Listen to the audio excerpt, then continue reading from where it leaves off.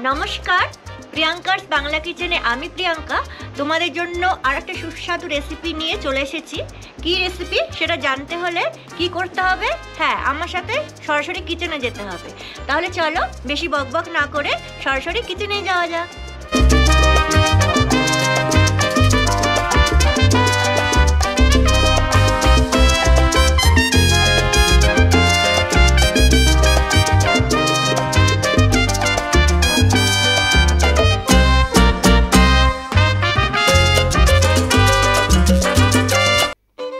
এসে গেছি কিচেনে, আর তোমাদের একটা রেসিপি শেখাবো। সেটা হলো ডিমের খুব সহজে, খুব তাড়াতাড়ি, খুব কম উপকরণে যেটা তৈরি করা যায়।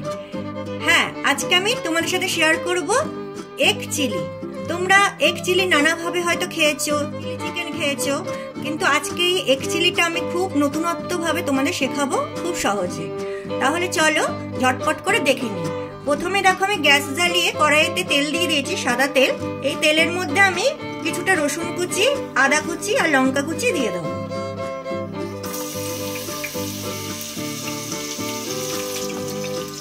রান্না করতে করতে আমরা সব উপকরণগুলো দেখে নেব।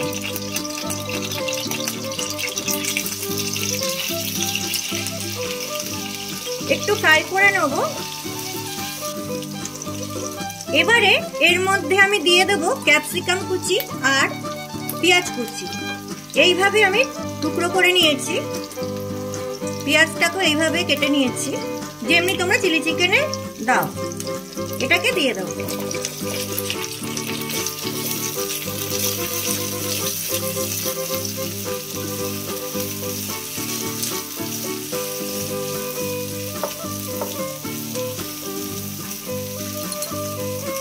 সামান্য নুন দিয়ে দেব, যেহেতু এখানে সয়া সস দেব তাই নুনটা একটু দেখে দিতে হবে। এখানে অল্প নুন দিলাম আমি।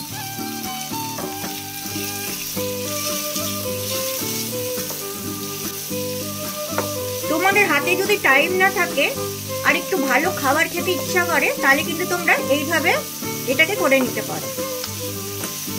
রাইসের সাথে, পরোটা, লুচি সবকিছুর সাথে কিন্তু ভালো লাগবে। দেখো, সামান্য ফ্রাই করে নিয়েছি। তোমরা জানো চাইনিজ খাবারে কোনো কিছু কিন্তু খুব ভালোভাবে কুক করতে নেই। এবারে আমি এর মধ্যে দেখো কিছু সস আমি একসাথে দিয়ে রেডি করে রেখেছি। এখানে আছে সয়া সস, চিলি সস আর টমেটো সস। এটাকে এবারে আমি এর মধ্যে অ্যাড করে দেবো।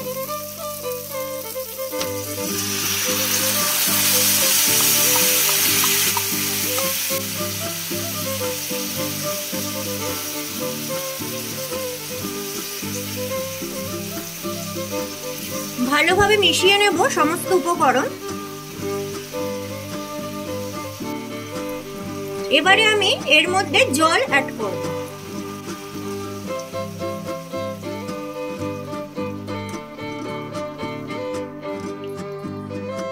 এবারে জলটা কিছুক্ষণ শুকানো অবধি আমি এটাকে কুক করব। দেখো, ঝোলটা খুব ভালোভাবে ফুটে উঠেছে। এবারে আমি এখানে ডিম অ্যাড করব। ডিমটাকে আমি এইভাবে ভেজে রেখেছিলাম। এখানে 4টে ডিম আছে, তোমরা তোমাদের মতো দিতে পারো। জাস্ট নুন দিয়ে ফেটিয়ে এটাকে ভেজে নিয়েছি, আর পেঁয়াজ টিয়াজ এর মধ্যে কিছু দিইনি। ডিমটাকে অ্যাড করে দেব।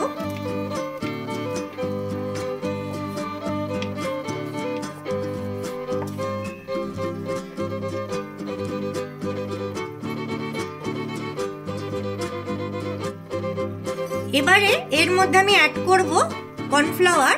এটাকে আমি নর্মাল জলে গুলে রেখেছিলাম। কর্নফ্লাওয়ারটাকে এর মধ্যে অ্যাড করে দেব, যাতে ঝোলটা ঠিক হয়ে যায়।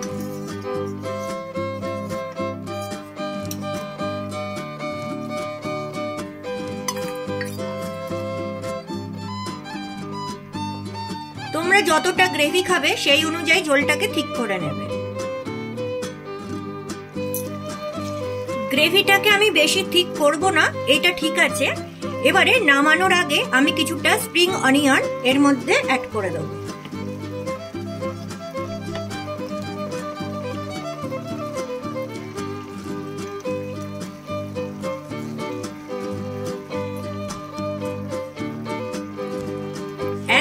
রেডি হয়ে গেল এগ চিলি, একদম নতুনত্বভাবে।